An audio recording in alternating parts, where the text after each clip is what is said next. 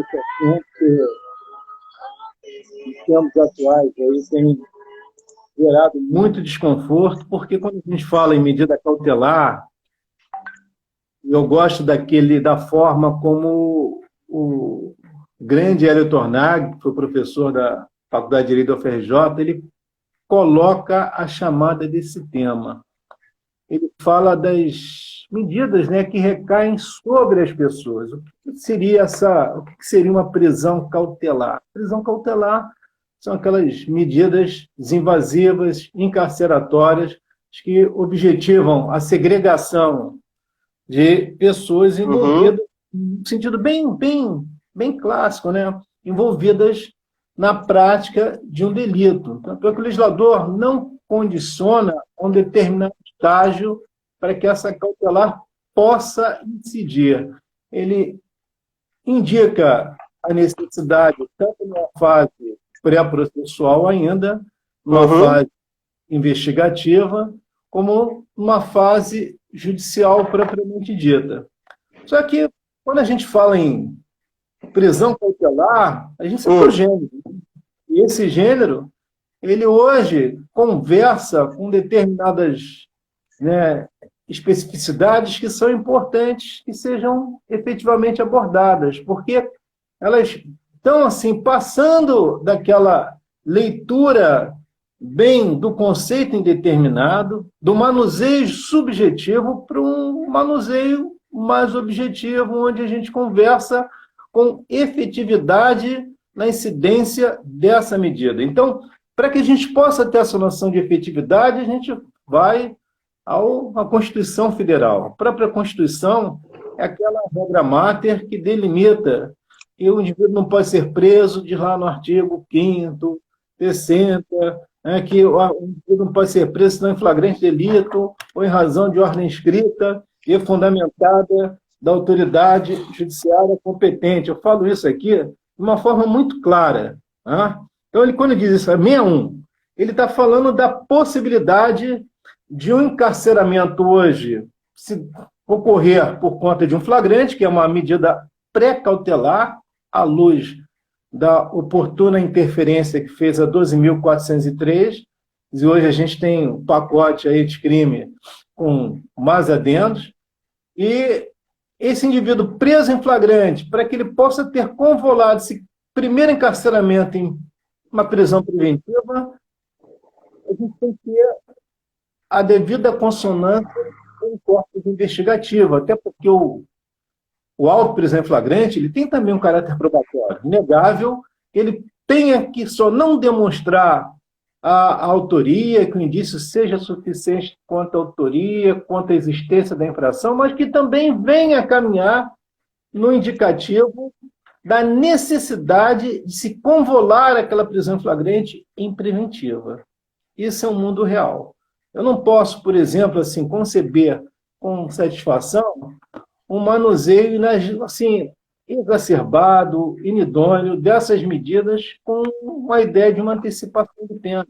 A gente não pode conceber, por exemplo, que a prisão temporária, hoje prevista na Lei 7.960, alvo, né, teve como sua origem uma medida provisória, número 111, ainda no final do governo Sarney, convolada numa legislação de dezembro de 89, que ela não seja assim uma cópia, né, piorada da prisão preventiva. A prisão preventiva, efetivamente falando, é a espinha dorsal de todas aquelas medidas cautelares mais invasivas. Então, como toda espinha dorsal, ela só deve incidir, e também como cautelar, quando a gente tem aquele requisito clássico, a fumaça do bom direito, né? Os fumos, nossa linguagem, né? bem invadida pelo latim, fumus comus delicti e o periculum in libertate. Tá? Ou seja, eu tenho que ter bem trabalhada a presença, né, da infração, indícios que indiquem a autoria, que sejam incisivos nessa autoria. A gente não pode confundir o autor com o culpado, mas nós estamos ainda, de repente, em razão do momento em que se essa cautelar, que essa o final desse processo possa gerar uma liberdade, ou a gente possa restar inocente. E aí eu digo, a sua incidência carece da devida cautela, porque hoje o legislador, por conta também do pacote anticrime, agregou aos requisitos de uma prisão preventiva, né, que esse perigo de libertar-se esteja efetivamente demonstrado. Né? Isso conversa, gente, com toda essa ideia de cautelar encarceratória.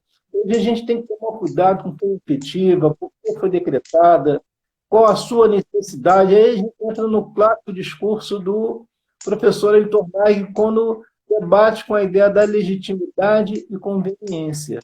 Então, por exemplo, hoje, agregada essa ideia da legitimidade e conveniência, nós também chegamos com a ideia da razoabilidade.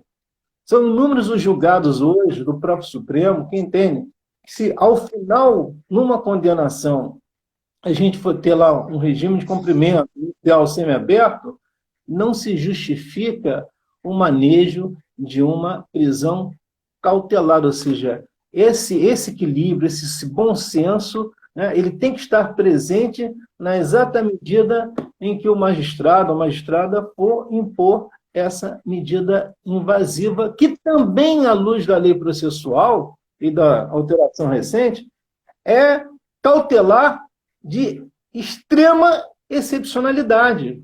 Eu sou da época em que a gente trabalhava com a ideia, eu estudei na época em que nós tínhamos a prisão provisória, gênero ou liberdade provisória. Nós não falávamos com outras medidas cautelares. Hoje nós temos diversas medidas que são muito mais assim, palatáveis e são muito mais efetivas do que o próprio encarceramento.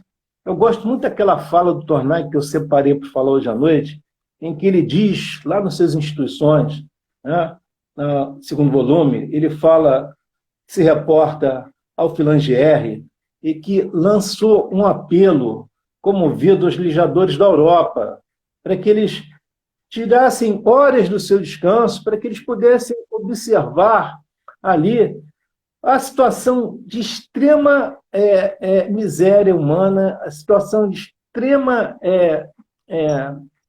uma situação extremamente ruim, ao qual se viam submetidas pessoas, né, em razão dos cárceres totalmente desestruturados. E essa reflexão é importante porque nós vivemos essa realidade no nosso sistema. Nós vivemos uma realidade que também discrimina. Né? Quem é o povo, qual o povo ao qual se vê submetido a esse tipo de cautelar? Isso são dados que são já apurados, dados que foram tratados, que essas cautelares se destinam a pessoas que pertencem a uma determinada segmentação e são extremamente e covardemente submetidas a todo tipo de vexatório. Então, assim, a cautelar prisão preventiva, a cautelar prisão temporária, hoje também tem outra forma, domiciliar, essas prisões, elas carecem, principalmente, eu volto à preventiva, que se tenha clara e inconteste a conveniência e legitimidade no seu manuseio. Eu não posso simplesmente, e a lei hoje, pelo pacote anticrime, também inviabiliza essa possibilidade, é a concepção de que o agente será condenado e, por ser possivelmente condenado, eu vou ter uma legitimidade numa antecipação de pena. E aí a gente conversa com o dogma constitucional, com a ideia da presunção de inocência, Chico. O que significa presunção de inocência? Mas, deixa eu só fazer você me permite só fazer uma introdução? Porque claro. o que está...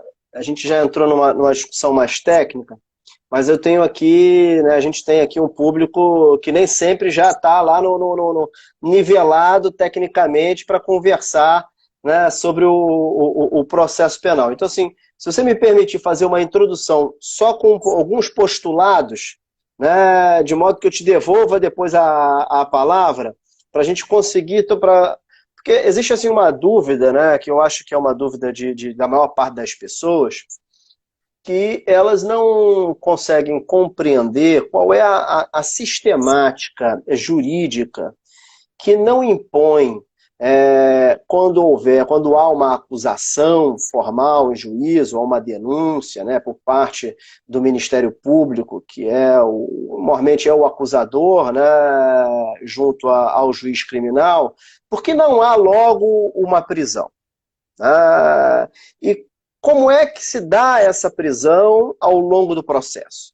Isso é uma dúvida porque a gente tem, né, na nossa, como uma expressão, na nossa espinha dorsal cultural, né, dogmas inquisitivos da espécie de quem não deve não teme, né, dogmas inquisitivos, né, de que realmente a que se faz, a que se paga, ou até mesmo a visão utilitária, né, da famosa lei de talião, né, olho por olho, dente por dente. E, na verdade, o processo penal ele fez um avanço, né, civilizatório, e deixou já há muito, nos Estados democráticos, de ser, né, um instrumento para viabilizar, né, a aplicação do poder de punir do Estado. Ele passa a ser um instrumento de garantia do cidadão, de que, se acusado, né, de um determinado crime, vão existir uma série de regras que vai estabelecer um jogo minimamente equilibrado entre o acusador e a defesa, e nós vamos ter ali um árbitro, né, que deve ter uma postura imparcial perante aquelas partes, para, ao final, proferir uma decisão se efetivamente aquela pessoa ela é ou não culpada sobre aquele crime. E a Constituição brasileira, aí fazendo o gancho, né, ela diz que, ao prever, né, um dos postulados maiores de todo o sistema de justiça criminal, que é a presunção de inocência, que traz justamente, né, essa característica, esse condão de garantia à estrutura do processo, que ninguém será considerado culpado até o trânsito em julgado, né, de uma sentença penal condenatória, lá no artigo 5º, inciso 57 da Constituição. Bom, esse pressuposto, ele justamente vai dizer o seguinte, olha, ele vai ser um marco em que vai dividir duas grandes espécies de prisões no processo penal. Nós vamos ter uma prisão em decorrência de uma sentença penal condenatória, que é a execução daquela sentença penal, que só vai se impor após o trânsito em julgado, que significa, né, o esgotamento de todas as vias recursais. Não tem mais que se discutir essa matéria, né, todas as vias recursais foram esgotadas, transitou em julgado, e agora o que se tem é que cumprir uma condenação que foi proferida, né, de forma estável pelo Poder Judiciário.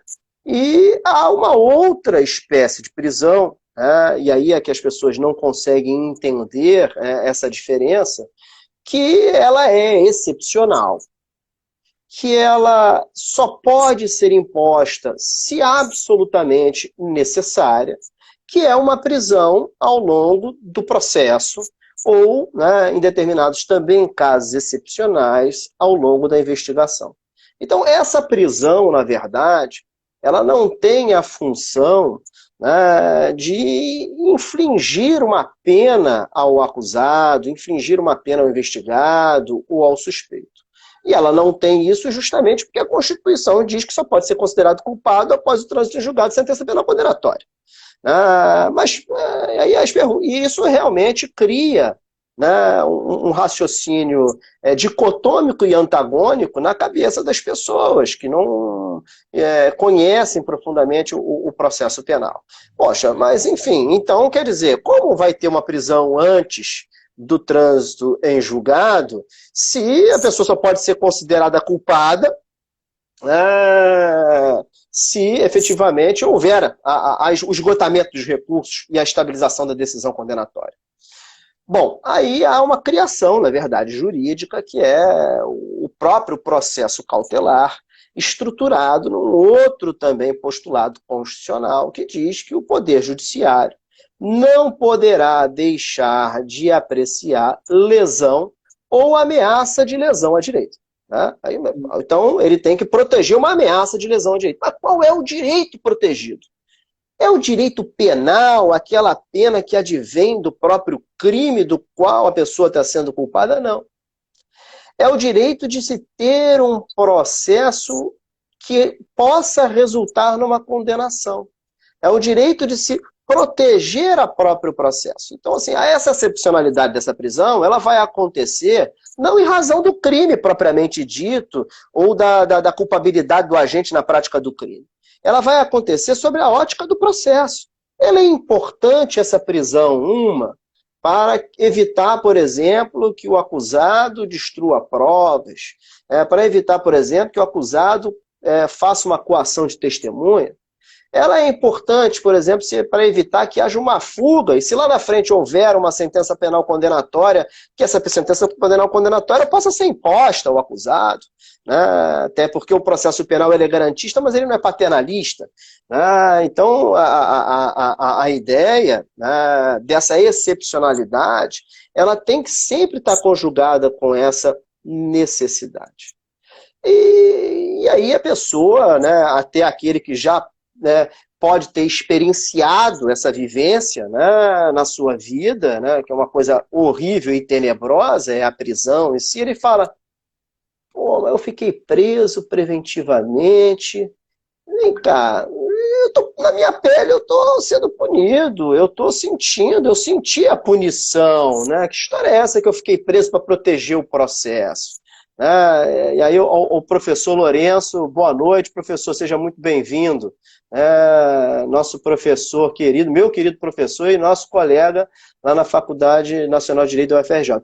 E a pessoa vai pensar, pô, eu que fiquei preso, que senti na pele, isso para mim, sobre a minha perspectiva individual, ela é uma punição. E é inegável que o seja. Né? E será que não haveria uma inconstitucionalidade, então, né? uma total incompatibilidade entre a presunção de inocência e essa prisão? E aí vem uma construção, né, do direito, própria do direito, que é importante a gente explicar, porque o direito ele parte, né, de uma noção de ética, que é como todos devem agir para que a sociedade funcione da melhor forma possível. Então o direito ele trabalha com uma lógica do dever ser.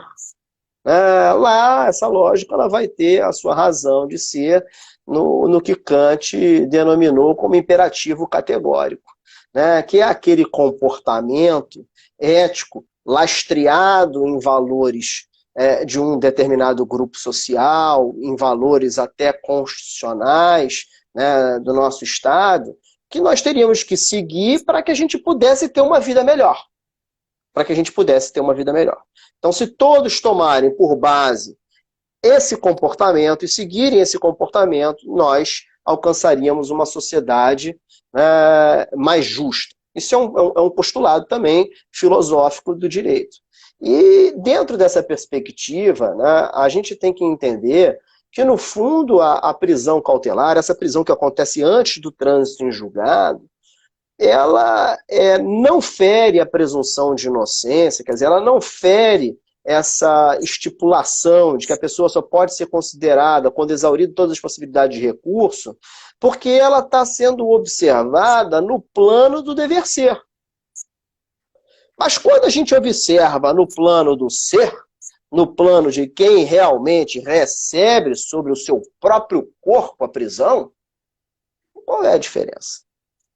Qual é a diferença? Fiquei preso preventivamente 1 ano, fiquei cumprindo pena 1 ano. Né? Então, assim, para quem está sofrendo é punição. Para o direito é o dever ser. E é sobre esse postulado do dever ser que a Constituição vai trabalhar. Eu acho que é assim, porque uma sofrência, né? Vou dizer assim, uma expressão popular, né? Porque é a sofrência do direito a gente querer explicar isso para as pessoas. Né? Mas, quando a gente vai lá e fala da ameaça de lesão, né, que é a ameaça de não se ter um processo pautado regularmente nos postulados jurídicos, aí a pessoa começa a tentar, a gente começa a tentar entender, né, e a deglutir essa ideia, né, de uma validade jurídica dessa prisão cautelar. E a regra, para terminar e te devolver a bola, Nilo, e a regra é que as pessoas respondam ao processo em liberdade. Essa é a regra. Excepcionalmente, vai haver uma prisão ao longo de uma investigação, de uma fase pré-processual, que visa identificar provas mínimas da existência do crime de quem seja seu autor para processar aquela pessoa, e ao longo da fase processual, onde se realmente estaria ali fazendo uma análise da culpa, da responsabilidade daquela pessoa por ter cometido o ato que estão falando para ela que ela cometeu. Eu lembro muito uma frase muito interessante, né, de um defensor público com quem eu estagiei no Tribunal do Júri, o Nilsomaro Rodrigues, né, excelente, é um maestro do júri. Nilsomaro é um maestro do júri. E o Nilsomaro, toda vez que entrava um acusado, né, para fazer aquela entrevista que todo advogado e defensor faz com o seu cliente, ele, antes que o acusado falasse, ele perguntava: o que estão falando que você fez? Veja, o que estão falando que você fez? Porque você só vai ter feito para efeito jurídico, dentro da perspectiva do dever ser, quando estabilizado uma responsabilidade penal, quando realmente um juiz falar, não, você fez e fez dessa forma, e especificar e realmente impor uma sanção. Eu demorei para compreender a amplitude de uma pergunta que parecia ser capciosa, mas, na verdade, a pergunta estava estruturada no postulado da presunção de inocência. Então, a liberdade é a regra, a prisão é a exceção. Isso a gente vai ver não só na presunção de inocência, mas a gente vai ver na Constituição, Contrato de Direitos Fundamentais, no artigo 551, quando fala: ninguém será preso senão em flagrante delito, ou por ordem escrita e fundamentada de autoridade judiciária competente, salvo nos casos de transgressão militar ou crime propriamente militar definidos em lei. Ninguém será levado à prisão ou nela mantido quando a lei admitir a liberdade provisória com ou sem fiança. A prisão ilegal será imediatamente relaxada pela autoridade judiciária. E, por fim, conceder-se-á habeas corpus sempre que alguém sofrer ou se achar ameaçado de sofrer violência ou coação em sua liberdade de locomoção por ilegalidade ou abuso de poder. Quer dizer, todos esses direitos fundamentais, desde a previsão da ação do habeas corpus até a proibição de que uma pessoa seja presa se não por ordem fundamentada de um juiz ou por flagrante delito, que vem como uma espécie de prisão pré-cautelar, com essas reformas que aconteceram no processo penal a partir de 2011. Né? São postulados, são direitos que vão indicar que, na verdade, a pessoa tem o direito de responder em liberdade. E essa fundamentação que o juiz tem que trazer para viabilizar uma prisão ao longo do processo ou ao longo da Constituição é uma fundamentação idônea, pautada em fatos e cotejo com necessidades estritamente previstas na lei.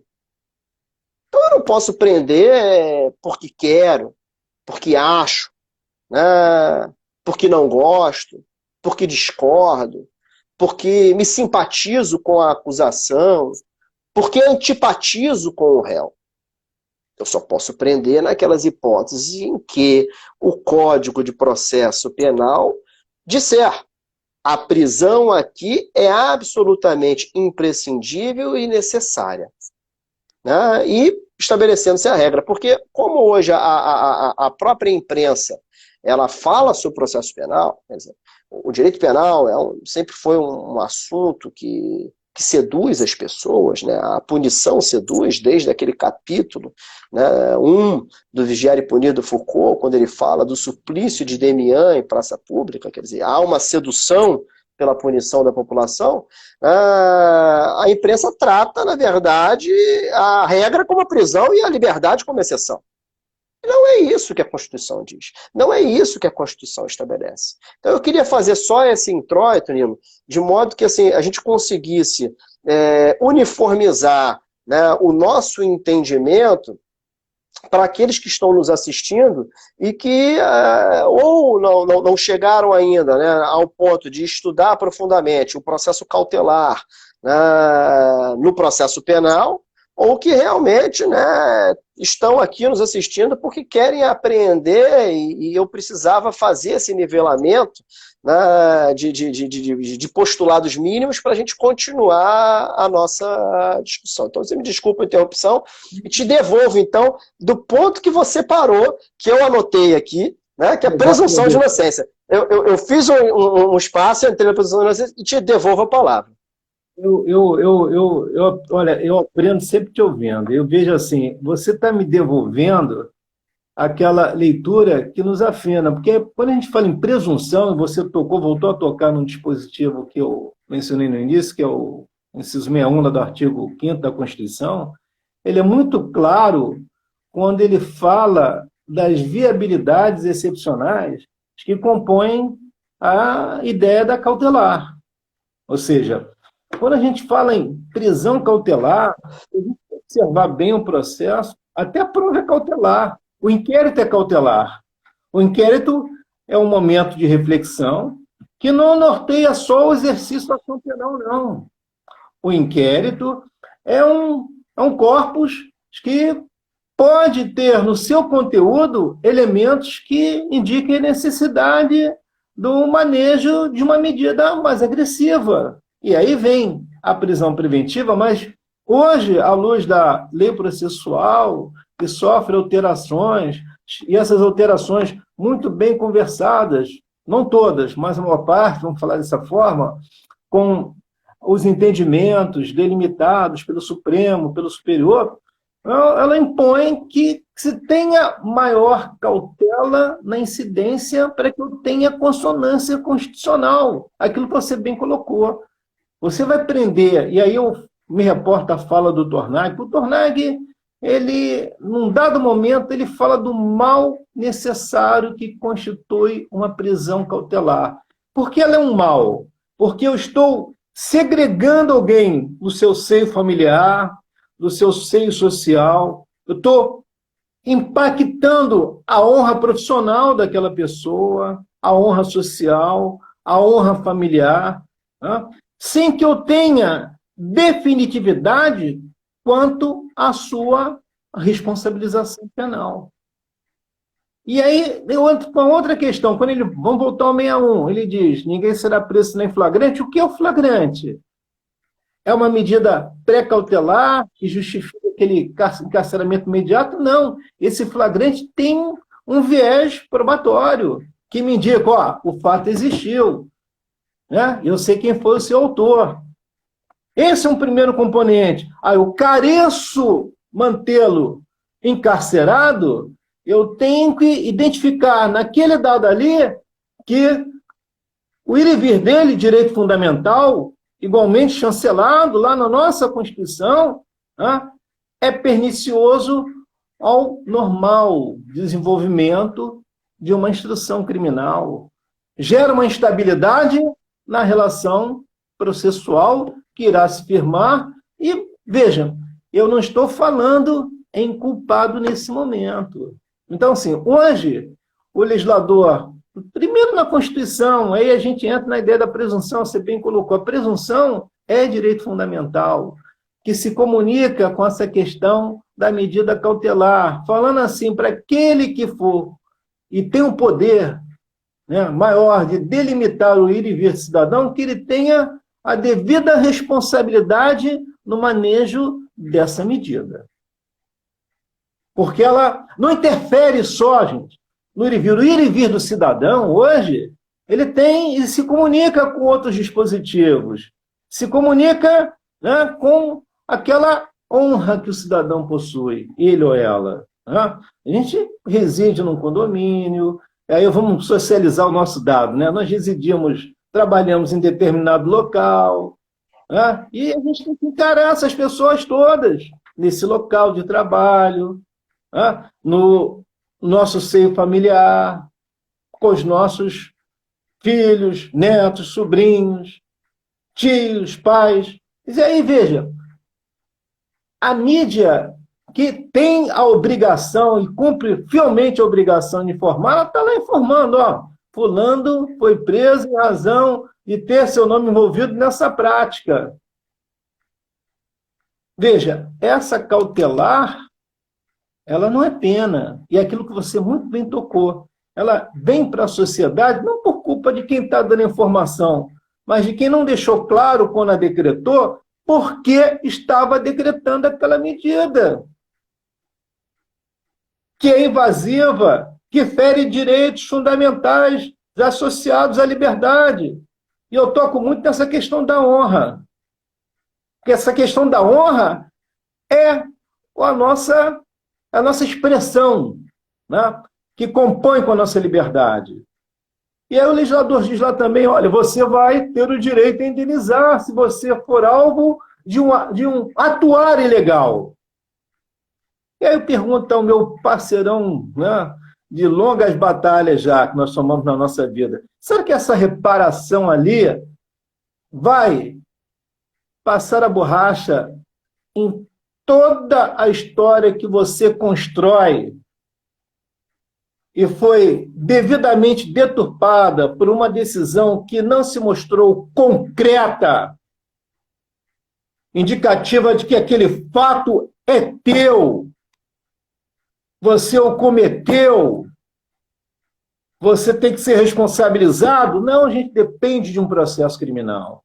Então ela não pode vir com antecipação, mas a gente abre a televisão e observa, olha, eu tenho a prisão de fulano como se fosse uma satisfação para a sociedade, mas eu não mostrei para a sociedade que aquela prisão ela não é definitiva, e vem a noção de insatisfação. Então, assim, o poder de decretar uma cautelar tem que estar associado também à responsabilização de quem o fez de forma indevida. E eu vi nesse pacote anticrime algumas preocupações do legislador nesse sentido. E lá na lei de abuso de autoridade também, né? A nossa lei de abuso de autoridade, quer dizer. Então, assim, o que eu quero assim, deixar claro nesse momento é que os tribunais superiores, louvados tribunais superiores, corrigindo essas mazelas, disseram que, olha, se um indivíduo preso em flagrante, vamos voltar ao 61, preso em flagrante, e não em razão de ordem escrita, mas para eu convolar aquela prisão em flagrante de ordem escrita, eu tenho que ter uma audiência de custódia, olho no olho, é presencial, né? Ou de alguma forma que eu possa visualizar aquela pessoa. Porque hoje nós estamos parados em razão de uma pandemia que nos cerceia o direito de vir, aí eu entro na ideia do mal necessário, entendeu? É ruim? É ruim ficar em casa, Chico? É ruim? É ruim exercer uma série de atividades? Ruim. É ruim a gente não estar junto. Eu falo isso de coração bem aberto. Eu sinto uma falta do nosso convívio na faculdade com os nossos alunos. Eu não estou fazendo demagogia, que eu não sou candidato a nada. Perfeito? Mas de estar ali, convivo com vocês, com os meus colegas, mas a gente está passando um momento em que o bem jurídico vida humana, para que ele seja preservado, a gente tem que se submeter a essa regra. E aí eu digo, vamos voltar à liberdade. Um decreto de prisão, será que há conveniência? E é essa colocação que a doutrina clássica faz, e assim, a gente assimila a conveniência na incidência dessa medida. Se eu não tenho certeza, naquele momento, que ao final eu vou ter uma condenação, é essa a grande questão. E quando a gente fala também, entra na ideia da audiência e custódia, nós vamos observar uma outra questão que está mexendo com o mundo. Eu estou achando maravilhosa essa questão. Porque eu sei que não tem no teu coração, não tem no coração dessa juventude toda, não tem no coração do povo hoje no mundo, que diz assim, olha, vidas negras importam. E a gente observa que muitas medidas nesse sentido, elas incidem em determinada segmentação forte na nossa sociedade, mas muito marginalizada, independente da condição social que ela ocupa. Eu acho que nesse aspecto, né, o que é interessante é que o pacote anticrime, apelido dado à própria lei 13.964, que eu já até critiquei na semana passada, né, com o apelido, que a ideia era, ele vem dentro de uma concepção de um movimento, né, criminológico da lei e ordem, que pressupõe o enrijecimento do processo penal e o aumento das penas, como uma forma de solução para o problema da criminalidade. Mas, né, nós sabemos que, em razão de vários fatores políticos dentro do Congresso Nacional,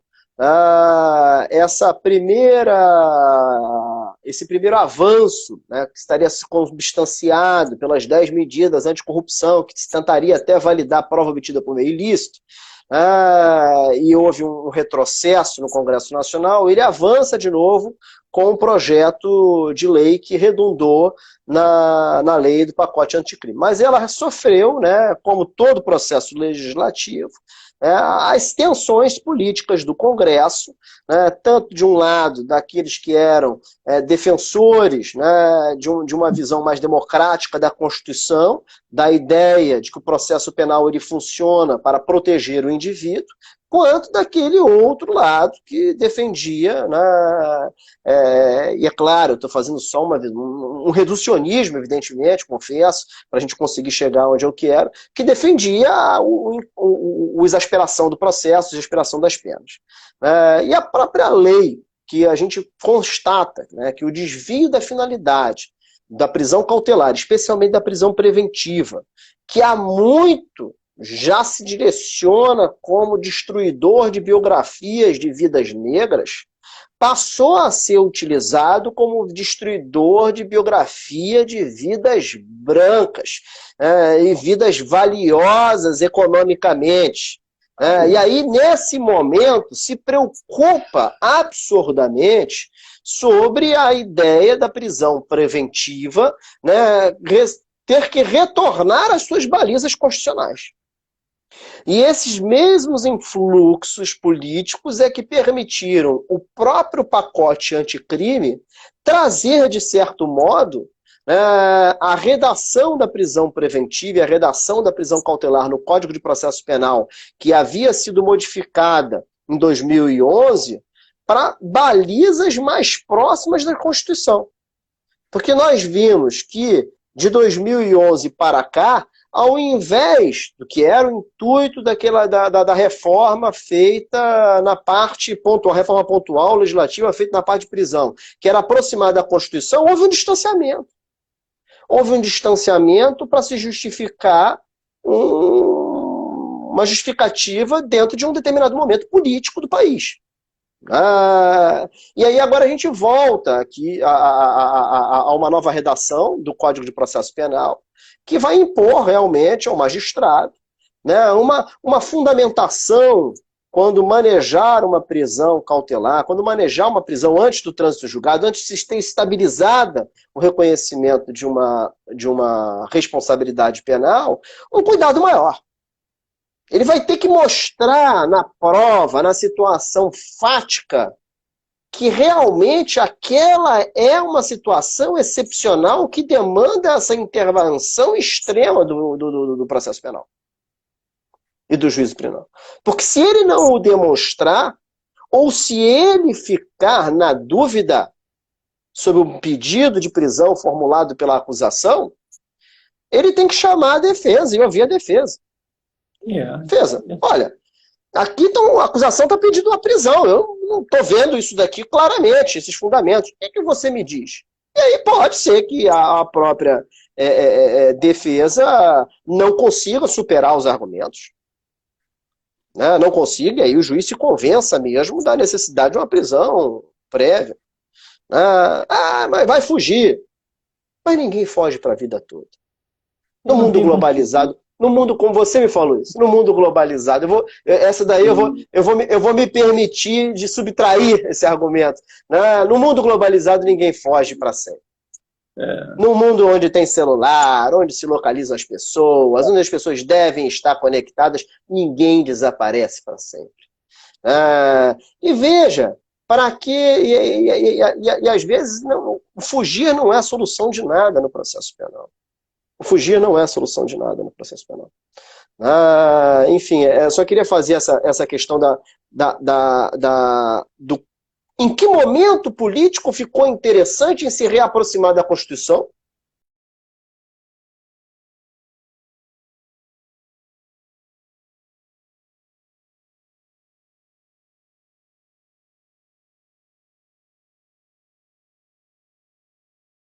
A interrupção, né? Depois, ótimo, é para preservar a Constituição. Então, se a gente está preservando a Constituição, a gente está indo no caminho jurídico, político que o poder constituinte estabeleceu para nós em 1988. E não existe outra alternativa, senão o jogo democrático.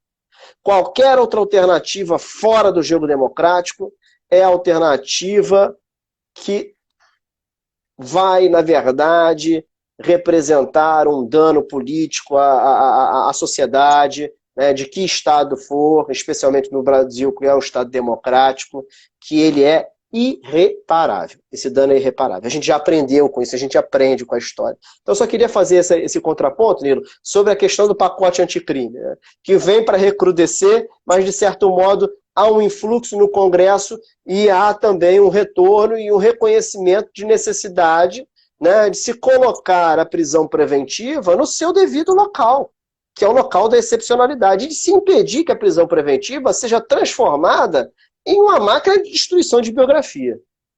E digo mais, Chico, você falou muito bem sobre essa questão, e digo mais, você hoje tem, eu gosto daquela frase clássica do ministro Marco Aurélio, que essas alterações, aí eu não digo todas, elas conspiraram positivamente,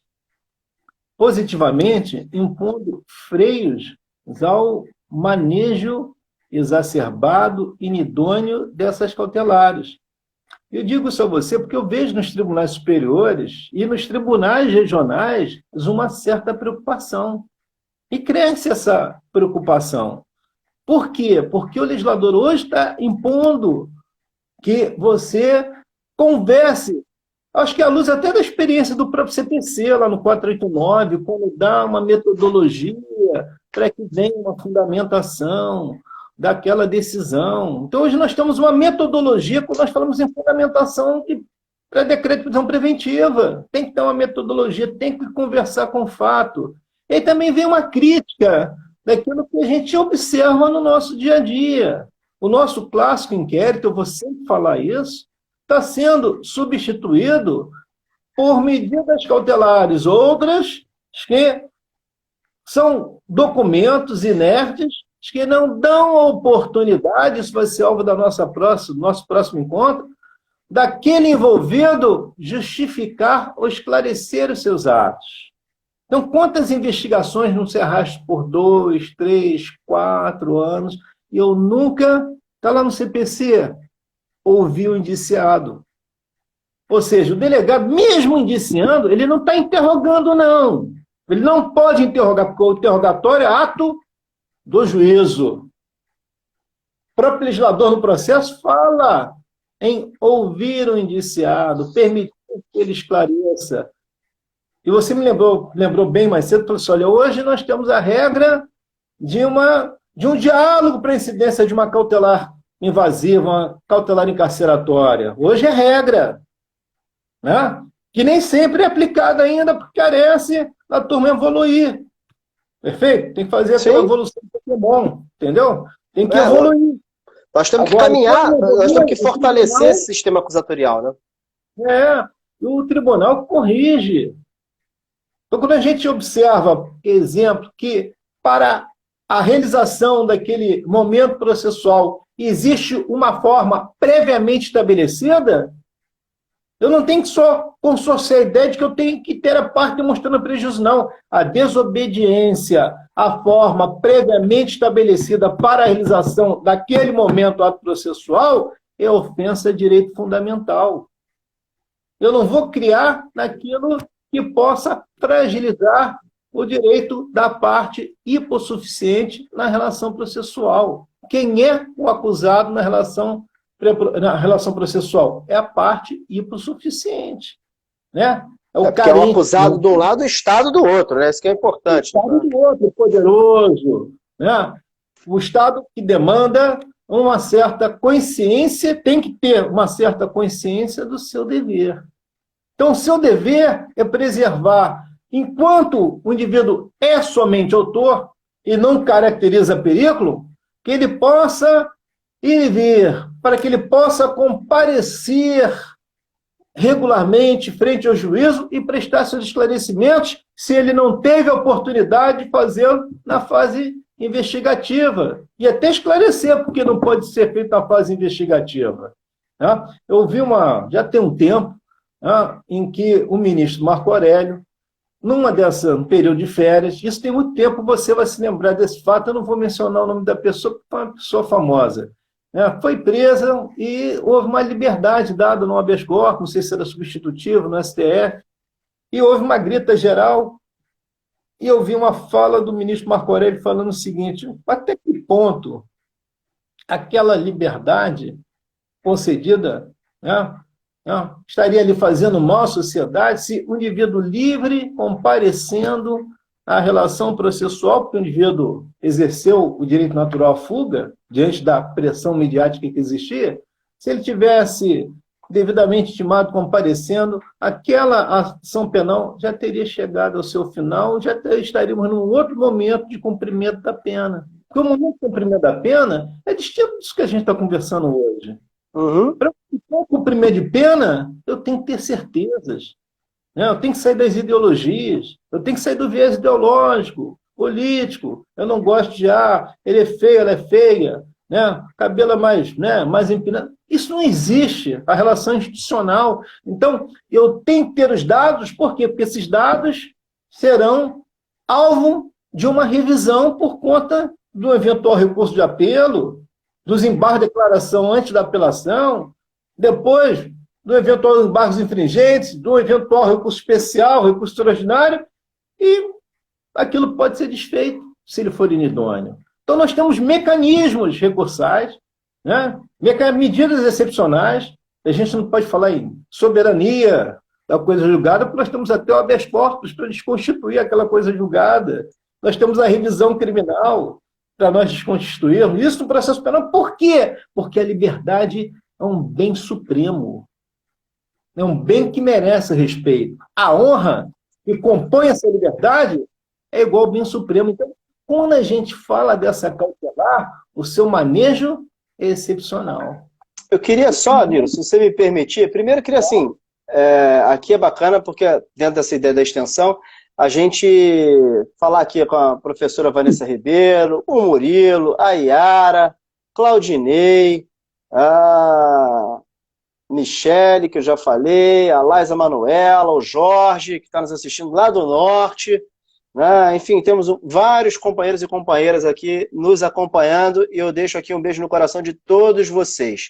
E assim, a gente já está caminhando aqui, porque o tempo passa, o tempo milita contra a gente, né?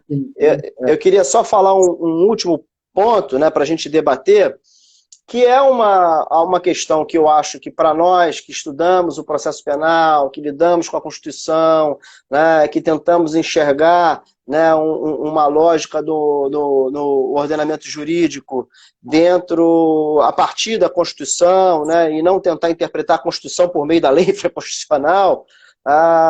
Também saudando aí o meu ex-aluno e querido André Silva, que também passou por aí, é a questão do pacote anticrime ter alterado a redação do 311, do Código de Processo Penal, dizendo agora que o juiz não poderia mais decretar a prisão preventiva de ofício.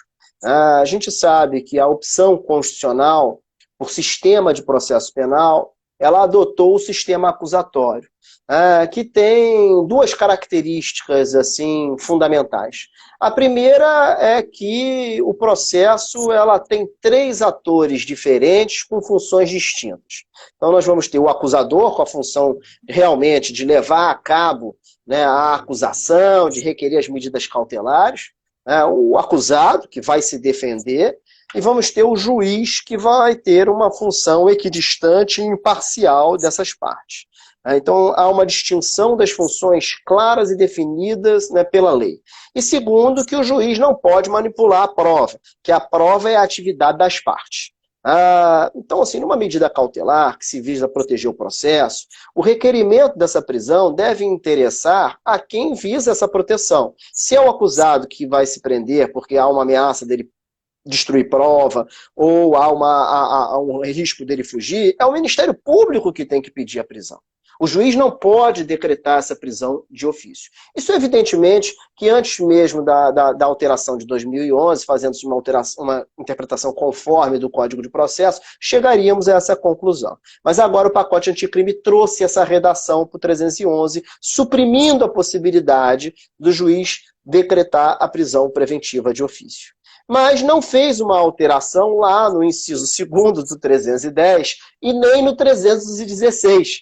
Então ainda tem alguém que sustenta, né, que pode decretar, né, de ofício a prisão preventiva, se na audiência de custódia, o sujeito é preso em flagrante, levado em 24 horas a um juiz que vai avaliar a possibilidade de conceder a liberdade, se na audiência de custódia o juiz poderia decretar de ofício. A meu entender, não. Quer dizer, se o Ministério Público não requer a prisão preventiva na audiência de custódia, e evidentemente que eu nunca vi nenhum acusado falando eu quero ser preso, o juiz não poderia, né, ali decretar a prisão preventiva.